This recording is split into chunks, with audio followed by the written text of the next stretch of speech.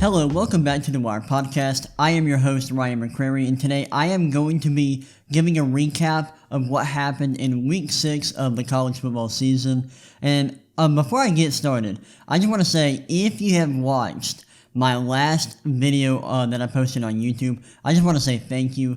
The video now has around 3.5 thousand views. I just want to say thank y'all for kind of blowing that video up. I did not expect to get that many views on the video. And if you want to go check it out, you can check it out on my YouTube channel called The Wire. It's about John Franklin Meyer and his extension with the New York Jets that he signed last week, and just basically how well he's been playing. So I just want to thank y'all so much for watching that video and allowing it to get as many views as it has right now, because it's just amazing to see how well the video is doing right now. And also, before I get into this video, I am drinking some some iced coffee right now. It's mocha with mint creamer in there, and it's like the creamer in here is like mocha mint. Like, it is very, very good. But let's go ahead and hop into what happened this weekend in college football. I'm going to go through the scores, and then I'm going to go more in depth into some of the games that I watched, and some of the games that I think were the most interesting. Let's get started with the scores. I got the college football scoreboard pulled up. I'm just going to be going through all the scores that included top 25 teams. By the way, if you hear an echo, I'm at my grandmother's house watching her dogs, so I'm not in my regular recording space, so you might hear an echo. But without further ado, let's get into the scores. So on Thursday, Coastal Carolina beat Arkansas State 52-20. On Friday, Cincinnati beat Temple 52-3, and Arizona State beat Stanford 28-10. Then on Saturday, A&M upset Alabama 41-38. Georgia beat Auburn 34-10. Iowa beat Penn State 23-20. Oklahoma beat Texas 55-48. Ohio State beat Maryland 66-17. Michigan beat Nebraska 32-29. Boise State upset BYU on the road 26-17. Massive win for Boise State here. Tough loss for BYU at home. Michigan State beat Rutgers 31-13 on the road. Ole Miss beat Arkansas 52-51. Notre Dame barely squeaked by Virginia Tech. They were actually underdogs in this game according to the spread, so big upset victory by Notre Dame on the road. Even though they're ranked 14th and Virginia Tech is unranked, they were still technically underdogs. Kentucky beat LSU at home 42-21. They were only favored by, 3 points in this game, and then won by 21. That's a big win for Kentucky at home. Then Wake Forest barely squeaked by Syracuse 40-37. Florida beat Vanderbilt 42-0 at home, and blowout there. SMU beat Navy 31-24, and San Diego State beat New Mexico 31-7. First game I want to talk about a little bit more is Arkansas. So Arkansas, they were at home. Arkansas, they lost to Ole Miss on the road. Ole Miss beat them 52-51 in a wild game. This game was super high scoring. There were over 100 points scored in this game. Very little defense. Big win for Ole Miss, and it had a crazy ending. I actually had my eye on this game. I was watching this. Another game I'm going to be talking about is the Red River Showdown versus Oklahoma and Texas. I was paying more close attention to this game, and man, was it crazy. Like I said, very little defense played in this game. As you can tell, over 100 points scored. And both teams combined for over 1,200 yards. Each team had 600 total yards in this game. So that just shows you how crazy the scoring was. And I thought this would be not a low-scoring game, but I honestly thought the under would hit. The over-under in this game was around 65, I believe. Let me actually look. The over-under was 67. I thought the under would hit. It absolutely did not hit at all. And let's go through the scores, go through each drive. It was a bit of a slow start for both teams. Arkansas had the ball first, punt for them, then Ole Miss punted. Then the scoring got started. Arkansas scored a touchdown to go up 7-0. Then Ole Miss scored. They missed the PAT as it was 7-6. Then Arkansas scored a touchdown to go up 14-6. Then Ole Miss scored, got the 2-point conversion to tie it 14-14. Then Arkansas fumbled. Ole Miss punted. Arkansas missed a field goal, so 2 rough possessions from them. Then Ole Miss scored a touchdown to go at 21-14. Then Arkansas threw an interception on a Hail Mary right before the half. And Ole Miss had the lead at halftime, 21-14. Ole Miss came out, kicked a field goal to open up the second half to go up 24-14. Then Arkansas scored a touchdown to make it 24-21. Ole Miss had a turnover on downs. Arkansas kicked a field goal to tie the game 24-24. Ole Miss scored a touchdown to go up 31-24. Arkansas responded with a touchdown of their own to tie the score 31-31. Then Ole Miss scored a touchdown to go up 38-31. Arkansas did not back down. They scored a touchdown of their own to tie the score 38-38. Then Ole Miss scored a touchdown to go up 45-38. So much scoring. Then Arkansas punted. Ole Miss punted as well. Arkansas scored to tie the game 45-45. Then Ole Miss had 2 plays on their final drive, scored to go up 52-45 in the final minutes of the fourth quarter.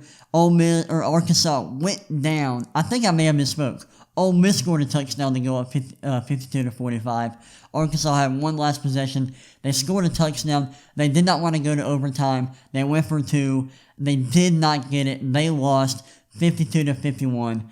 Wow, what a victory for Ole Miss. They did not cover, but big win for them. I cannot believe how this game played out. I thought it would have been a little bit low scoring because Arkansas has a great defense. Ole Miss has a really good offense. I just thought Arkansas's defense was a lot stronger than they showed in this game. But man, what a crazy game. I mean, there were 41 total points scored in the fourth quarter. And there was 60, let's do the math here. So there was 27 points scored in the third quarter alone in this game. 41 in the fourth quarter. So 27 plus 41. That is 68. There were 68 points scored in the second half. So these two teams hit the over in the second half alone. That's crazy. Let's look at some player performances from this game. KJ Jefferson and Matt Corral both played out of their minds. Matt Corral had a QBR of 97.3. KJ Jefferson had a QBR of 80. Just really solid performances from them. KJ Jefferson had 326 passing yards, 3 touchdowns, 1 pick. Also had 20 carries for 85 yards and 3 rushing touchdowns. Incredible game for him on the ground. Matt Corral had 287 yards, 2 touchdowns. He also had 15 carries for 94 yards and 2 touchdowns. So those guys played out of their minds. And both teams also had huge performances from their running backs. Raheem Sanders had 17 carries for 139 yards, 0 touchdowns. Jefferson, obviously, like I mentioned, had 3 touchdowns. And Traylon Smith had 11 carries for 85 yards and a touchdown. For Ole Miss, Henry Parrish Jr. had 18 carries for 111 yards, 0 touchdowns. Snoop Connor had 12 carries for 110 yards and 3 touchdowns. And as I mentioned before, Matt Corral had 2 touchdowns of his own on the ground. So, big game from each team's rushing attack. Treylon Burks had a big game, 7 catches for 136 yards and a touchdown. Warren Thompson was very productive as well for Arkansas. He had 4 catches for 76 yards and a touchdown. For Ole Miss, Braylon Sanders had only 2 catches, but 127 yards and a touchdown, so very productive day for him. Dontario Drummond had 2 catches for 78 yards and a touchdown. Big game for him. Anybody else on defense? There were a couple guys on defense for Arkansas that had big games, like Hayden Henry. He had 2 QB hurries, 1 tackle for loss, 11 total tackles. Joe Faucha had 1.5 tackles for loss, 1 QB hurry. Did Arkansas have a sack? I don't think they did. Nope, they had 0 sacks. And Ole Miss had 1 sack and only 1 QB hurry. Nobody for Ole Miss really had a great day defensively. And that was reflected by the scoreboard. But yeah, big game here. Very exciting, very high scoring. Now let's move on. Talk about the Red River Showdown, which I mentioned earlier. Oklahoma beat Texas 55-48. Another high-scoring game this weekend. And man, was this exciting. Like every Red River Showdown, this was a high-scoring affair. Texas got out to a big lead in the first half. Let's go to the play-by-play section on ESPN. So Texas, they got out to a 28-7 lead in the first half. They were dominating Oklahoma. They were up 14. They scored on Oklahoma's first possession. They punted. Then Texas scored. Texas scored on their first possession to go up 7-0. Then Oklahoma punted. Texas scored again to go up 14-0. And it was crazy how Texas got up to a 14-0 lead. They had Casey Thompson had a 75-yard pass to Xavier Worthy for a touchdown. And then there was like a punt block, was there not? I thought Oklahoma had a punt blocked. And then on the ensuing possession by Texas, they scored a touchdown to go up 14-0. Oklahoma came back and scored to make it a 14-7 ball game. Texas punted. Oklahoma threw a pick. Texas scored a touchdown to go up 21-7. Oklahoma punted, so they were struggling to get things going offensively. And then Texas scored a touchdown to go up 28-7. And this is where I thought Texas was going to run away from it here. But Oklahoma did not back down. They scored a touchdown to make it a 28-14 ball game. Texas punted. Oklahoma kicked the field goal to make the score 28-17. Texas punted once again. Now they were struggling. Almost had a fumble though. Texas scored, took advantage of the turnover, scored a touchdown to go up 35-17. Oklahoma kicked the field goal to make the score 35-20. And then Texas kicked the field goal right before the end of the half to make the score 38-20 going into halftime. So Texas, they had an 18-point lead at halftime. And it looked like they were going to run away from it. They were going to run away with it here. They had some struggles late in the first half offensively, but they still had an 18-point lead at halftime. Well, the second half is where things would get a little bit crazy. Oklahoma punted to start off the third quarter. So did Texas. Oklahoma kicked the field goal to make the score 38-23. Texas responded with a field goal of their own to make it 41-23. Oklahoma scored a touchdown to make it 41-30. Now it's just an 11-point game. Then Texas punted. Oklahoma kicked the field goal to make it 41-33. Texas punted again. Oklahoma scored a touchdown to tie and got the 2-point conversion to tie the game 41-41. They scored a touchdown again. There must have been a turnover here to go up 48-41. Texas had a turnover on downs, unfortunately. Oklahoma had possession with a chance to go up double digits. They didn't. They punted. Texas scored a touchdown to tie the game 48-48. Then Oklahoma, on their final drive of the game, scored a touchdown to win 55-48. A big win for Oklahoma and a wild game for them.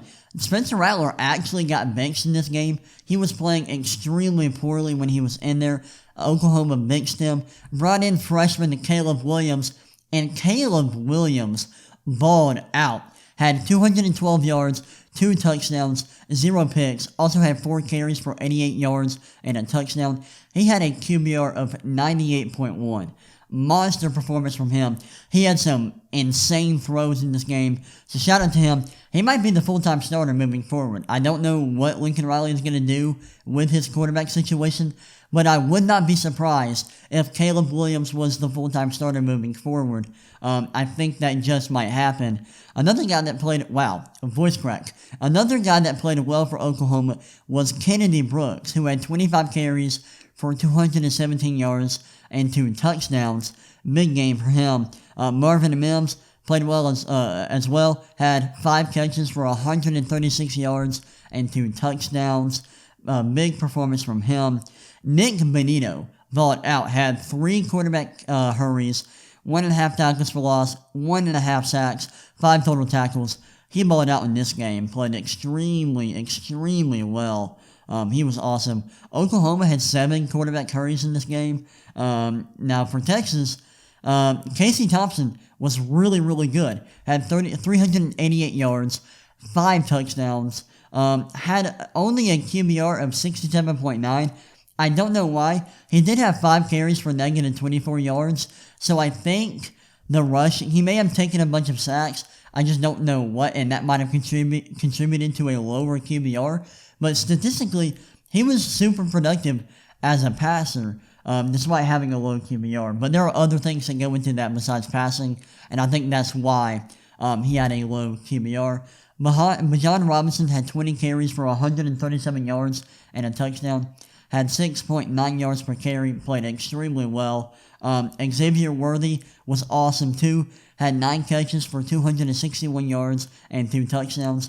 No one on their defense had a spectacular game except for the, let me get his name right. DeMarvion Overshone had 2 QB hurries, 2 tackles for loss, and a sack. Also had 8 total tackles. He played well, but besides him, nobody else really was super productive for them. And let's look at the team stats. Let's see why they lost. So Oklahoma had more first downs. Had 26 first downs to Texas's 19. They had more total yards, a lot more total yards. They had 662 total yards. Texas only had 516. Oklahoma did turn the ball over more. They had 2 turnovers while Texas only had 1. Let me look at my notes here. After going up 41-23 in the second half, Texas did, Oklahoma went on a 35-7 run. That's crazy. So that's how they were able to win in the second half. And Texas's offense was just not good in the second half.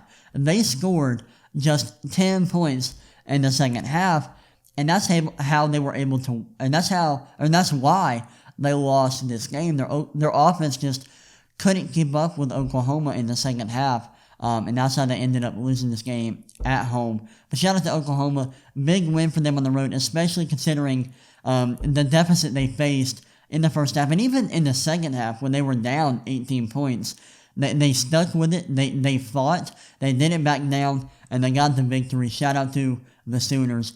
Big win for them. Now, I still have some concerns with them if Spencer Rattler continues to be their starting quarterback.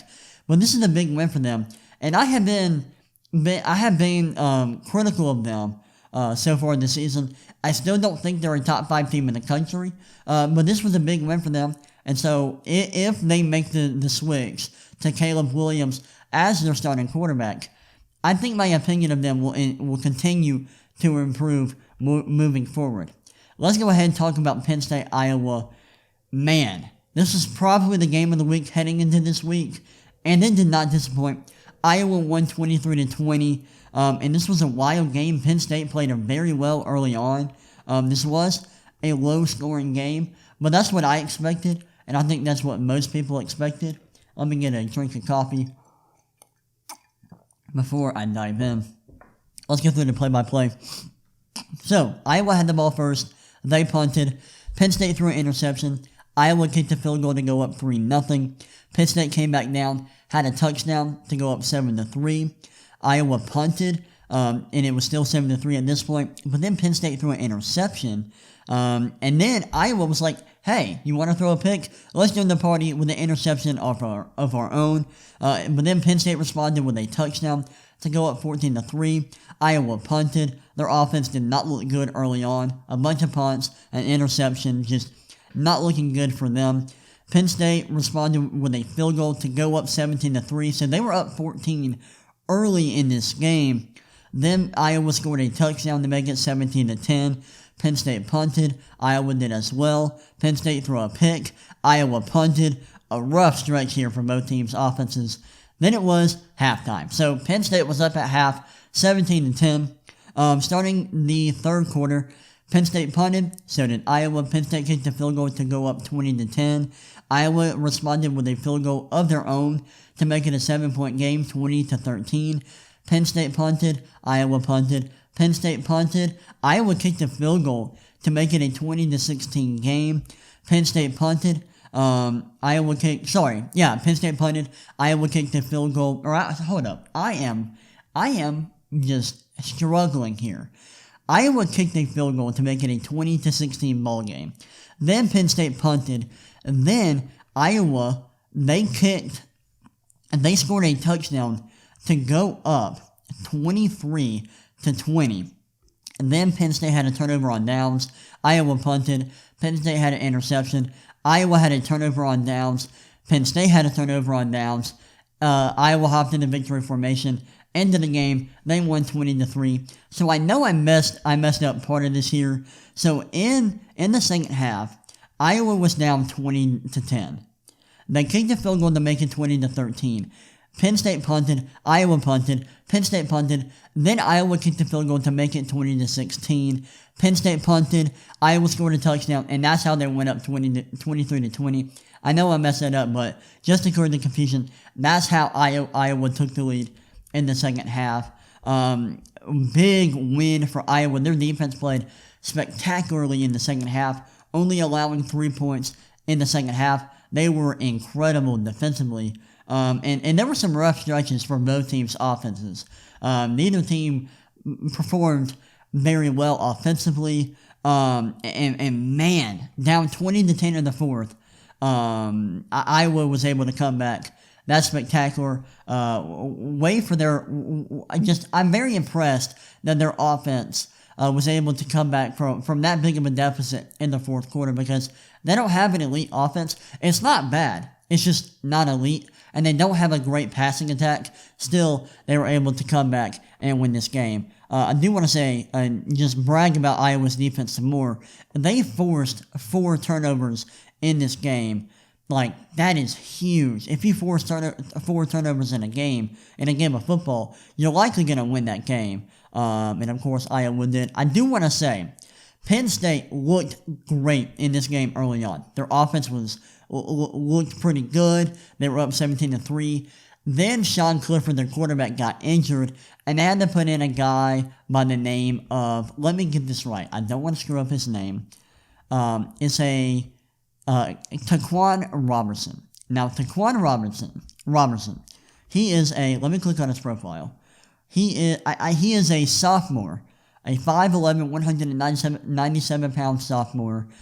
I don't want to be super critical of him. I don't want it to sound like I'm bashing him. But he just simply did not play well, did not look like he was ready for the moment. He completed 7-21 passes for 34 yards, 0 touchdowns and 2 interceptions, had a QBR of 27.7. He wasn't super productive as a rusher, had 10 carries for 27 yards, only 2.7 yards per carry. He was not good. He was overthrowing guys, had 2 interceptions, just didn't look good. And with him at quarterback, Penn State's offense just tailed off, and they could not move the ball. So that's kind of why Penn State's offense fell off in the second half, and that's why they weren't able to win. And they weren't able to, keep up with Iowa offensively. I want to say shout out to Penn State. They played amazingly when Sean Clifford was in at quarterback, and I think they honestly might have been able to win this game. In my preview, I talked about Penn State not being as efficient scoring-wise as Iowa, but having a better passing attack. And for that reason, I thought more highly of Penn State's offense, and I thought, with Penn State having a similar quality of defense to Iowa, I think they might be able to win this game because I just have more faith in their passing attack. And early on, it looked like Penn State was going to win this game, but then Sean Clifford got out. He got hurt and couldn't play, and things just fell apart for them. But yeah, shout out to Iowa, big win for them. And they don't have a very difficult schedule for the rest of the season, so they could easily make it into the Big Ten Championship. They will. They're like, if they don't, they're gonna make it into the Big Ten Championship game. And they have a very easy path to the playoff. They control their own destiny. They should be in the playoff if they handle their business moving forward. Shout out to Iowa, big win for them. Let me look at the box score real quick.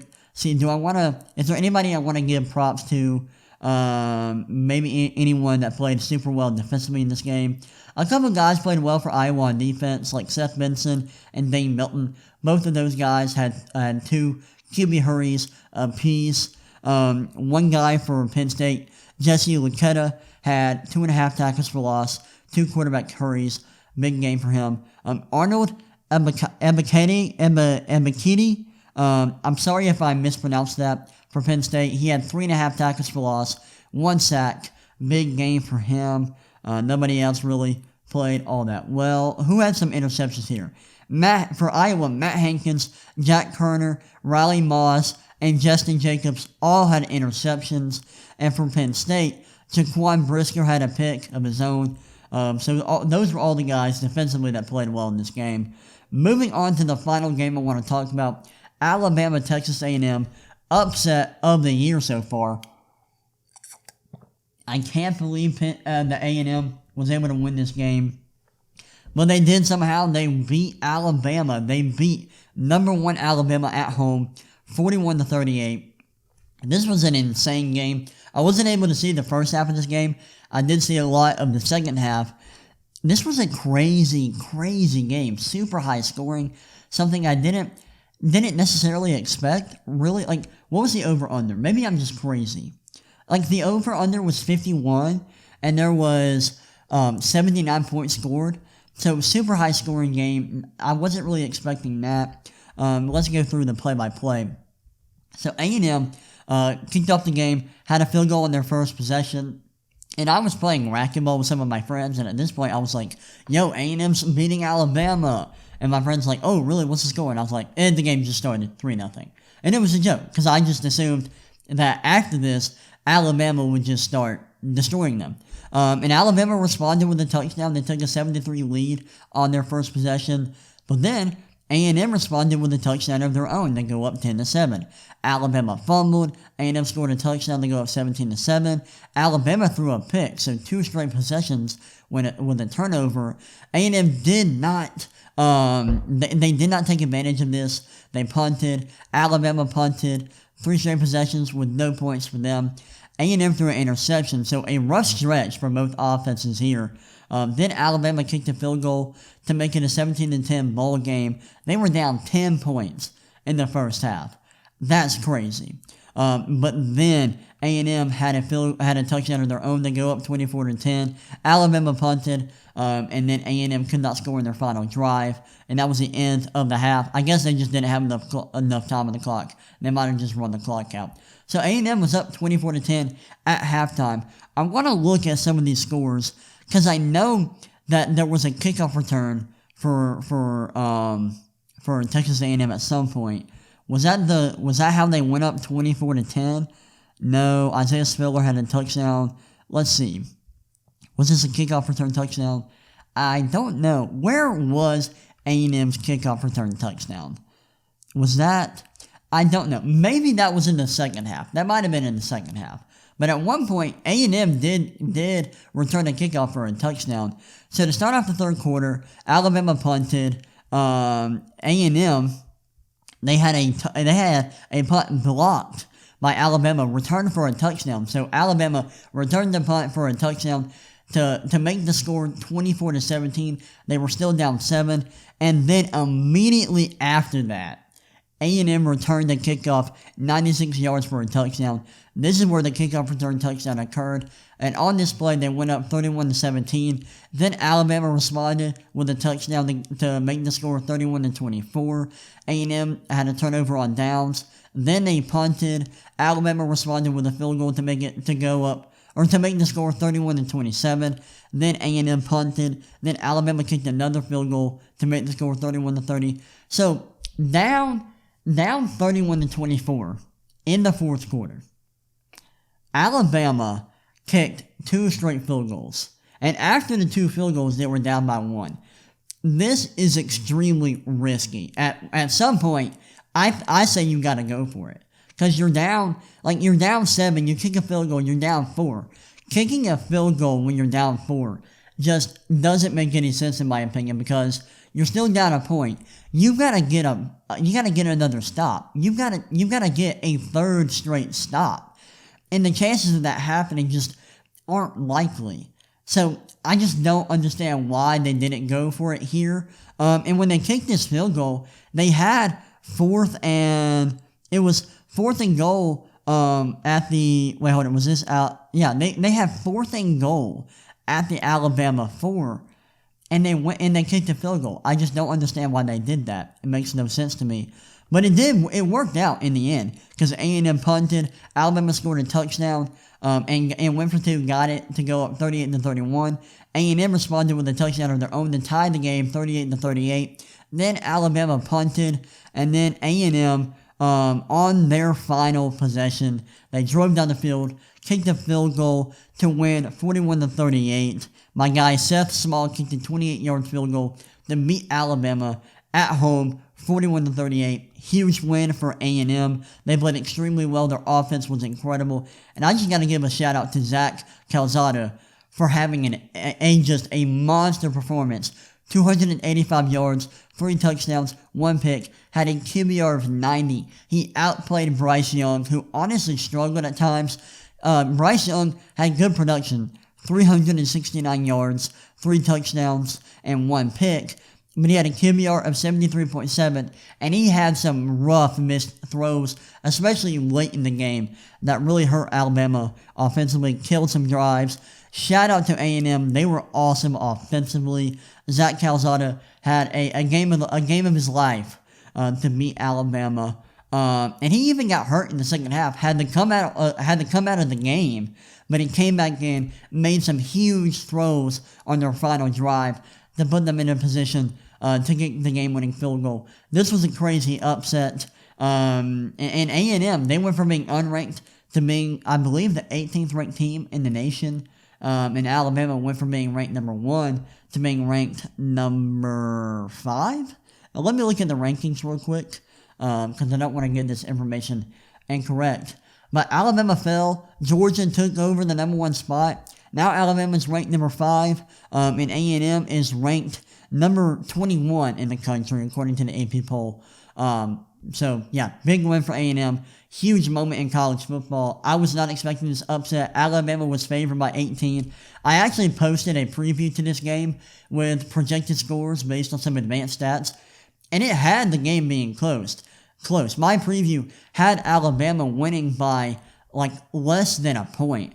So that was crazy. I mean, when I posted that, I had a following tweet that said, my projected scores are not gospel. Alabama's probably going to win this game handily unless their offense struggles. And guess what?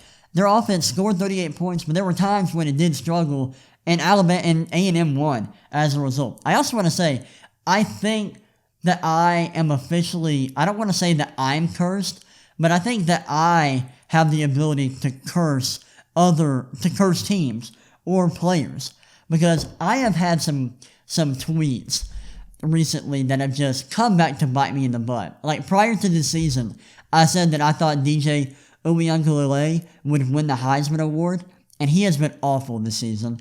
I also said that while Geno Smith in the Thursday Night Football game again, or was that Monday night? No, that was Thursday Night Football when the Rams and the Seahawks played and Russ got hurt and Geno Smith started playing well. I tweeted out QB controversy in Seattle, and then Geno Smith immediately threw a pick.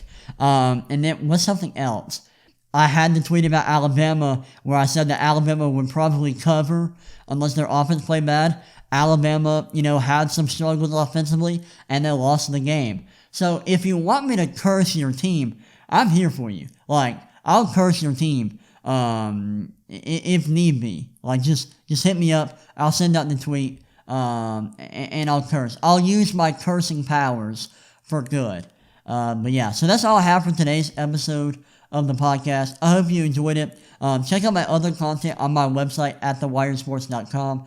You can also check out my YouTube channel. That's The Wire. I posted a video today about Draymond Green's 2016 season, so go check that out.